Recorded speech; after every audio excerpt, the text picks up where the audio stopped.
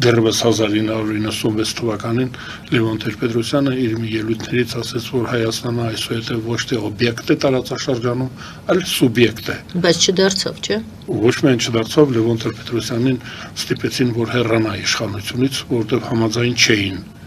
որ Հայաստանը լինի սուբյեկտ, այդ խաղացողները Ամերիկայի Միացյալ Նահանգները եւ Ռուսաստանը համաձայնության չեկան։ Իսկ հիմա կարծես թե համաձայնությունը կա։ Հայաստանին պատժեցին եւ հետ մաղեցին, այսինքն այն կարգավիճակը, որ մենք ձեռք էինք բերել, անկախությունը, ժողովրդավարությունը եւ ազատագրված Արցախը 96 թվականի Հայաստանը, եթե մենք գույքագրում կատարենք, Հայաստանի Հանրապետությունը ազատագրված երկիր էր, ժողովրդավարական երկիր էր եւ նվաճող երկիր էր, դա մենք շատ ինքնավստահ էինք ու համաձայն չէին կողմերը, որ մենք խաղացող դառնանք այստեղ որոշումներ կայացնող պետություն լինենք, դրա համար էլ հոկտեմբերի 27-ը եղավ